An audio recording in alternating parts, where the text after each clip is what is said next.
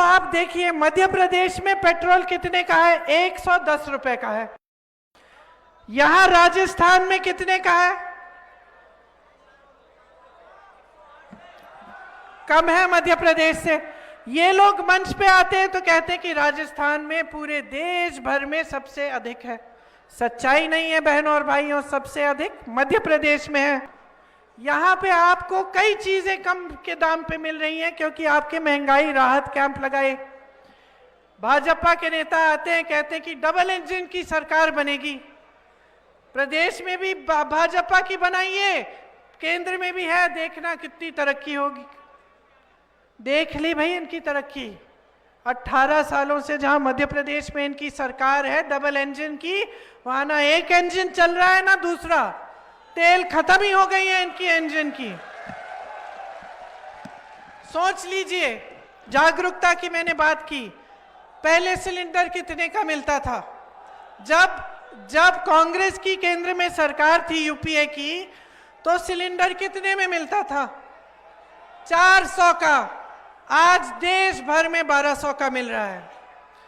पहले पेट्रोल कितने का मिलता था? 60 रुपए का। आज देश भर में इनकी वजह से 110 रुपए का मिल रहा है। इसकी जिम्मेदारी कौन ले रहा है? जब मोदी जी आते हैं मंच पे बड़े बड़े भाषण देते हैं, इसकी जिम्मेदारी लेते हैं? आपसे देश की जो संपत्ति है उसमें से इन्होंने खींच के बड़े बड़े उद्योगपतियों को सींचा है, इसकी जिम्मेदारी लेते हैं वो? नहीं लेते। देखिए, हमें चिंता किस बात की है? हमें चिंता किसान की है, देश के मजदूर की है। ये जो तमाम नौजवान खड़े हैं यहाँ, आपके भविष्य की चिंता है। कारीगर, लोहार, कुम्हार, सुनार, बढ़ई, नाई, आप सबकी चिंता है। मालियों की चिंता है, धोबियों की चिंता है, मिस्त्री की चिंता है, मैकेनिक्स की चिंता है, मूर्तिकारों की चिंता है, दुकानदारों की चिंता है, छोटे छोटे उद्योगपतियों की चिंता है, जो ईमानदारी से अपना कारोबार अपने हाथों से बनाते हैं। हमें आप सबकी चिंता है। जो झुग्गियों में रहते हैं उनकी चिंता है, जो गांव में रहते हैं उनकी चिंता है। हमारी पार्टी की एक बहुत पुरानी परंपरा है, और वो परंपरा गांधी जी के समय से है कि गांव को मजबूत करो, जनता की शक्ति जनता के हाथों में दो। लोकतंत्र में सबसे बड़ी शक्ति जनशक्ति होती है। ये कांग्रेस के एक एक नेता, एक एक मंत्री के दिल दिमाग में ये बात बसी हुई है कि जो संपत्ति है वो आपकी संपत्ति है, आपके मदद के लिए है। लेकिन आज जो पूरे देश में हम देख रहे हैं, पूरे देश में जो सरकारें चल रही हैं, जो चाहे वो केंद्र की भाजपा की सरकार हो, चाहे प्रदेश की भाजपा की सरकारें हो, वो सब सिर्फ बड़े बड़े उद्योगपति हैं। किसान मजदूर मेहनत करता है, कर्मचारी ईमानदारी से मेहनत करता है, सुबह शाम मेहनत करता है, उससे पेंशन लेते हो, उसके कर्ज माफ करने के लिए पैसे नहीं है, महिलाओं के लिए कुछ नहीं है। और बड़े बड़े उद्योगपतियों को आप हजारों करोड़ कर्ज माफ कर रहे हो, जिनके पास पहले से हजारों करोड़ है। किस लिए? क्योंकि नियत ठीक नहीं है। जब मैं कहती हूं जागरूक बनिए, समझिए, इस सरकार की नियत ठीक नहीं है, केंद्र सरकार की, मोदी जी की नियत ठीक नहीं है। देखिए, आज देश की जितनी संपत्ति थी, चाहे बड़े बड़े पीएसयू हैं, आस्ते आस्ते इनको बेच रहे हैं, कौड़ियों के दाम पर दे रहे हैं ये बड़े बड़े उद्योगपतियों को। आपको मालूम है भाइयों, मेरे किसान भाई हो यहाँ, आज औसत देश का किसान एक दिन में कितने रुपए बनाता होगा? बताइए कितने? 27 रुपए। आज देश का किसान एक दिन में औसत 27 रुपए कमा रहा है। नौजवानों, खास तौर से मेरी बात तुम सुनो, बहुत जरूरी बात है। आज देश का किसान 27 रुपए कमा रहा है एक दिन में, और अडानी जी 1600 करोड़ रुपए कमा रहे हैं एक दिन में।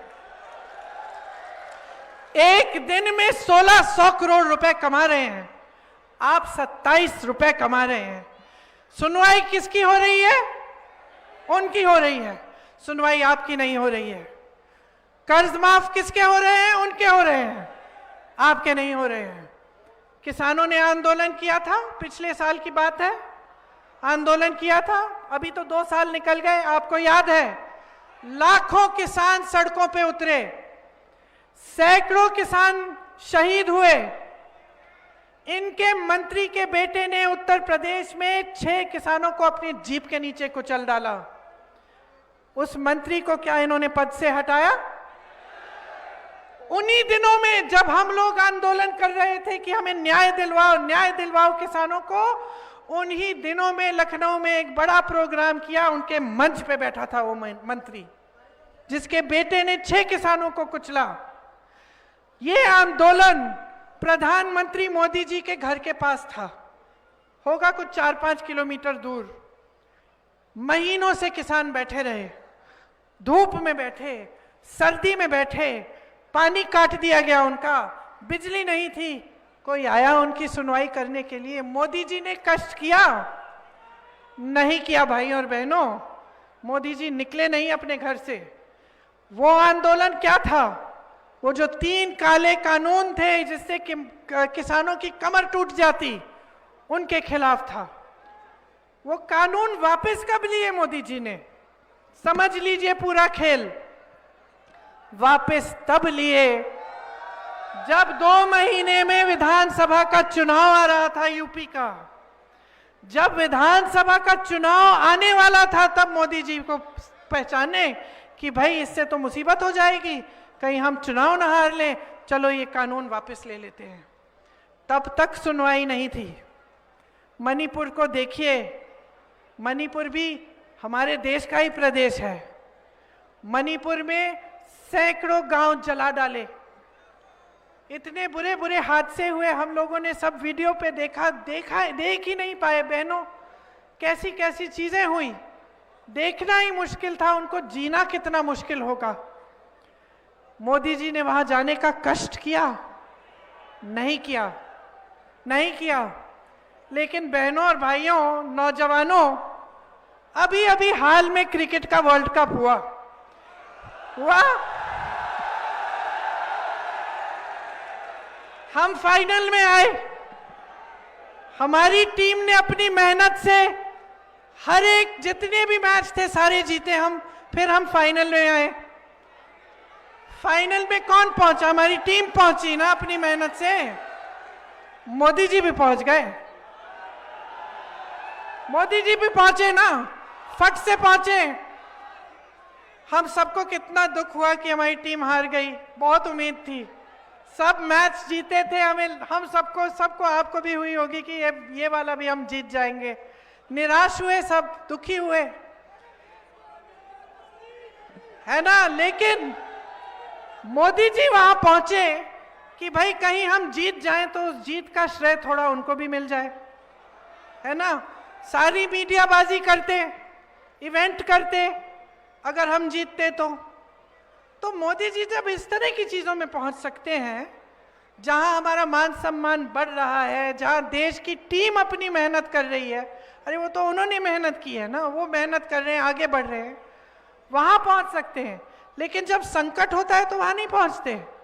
अब आपको याद होगा बहनों, वो जो पहलवान थी जो गोल्ड मेडल जीत के आई थी, जब मेडल का समय जीत के आई तो मोदी जी ने घर बुलाया, चाय पिलाई।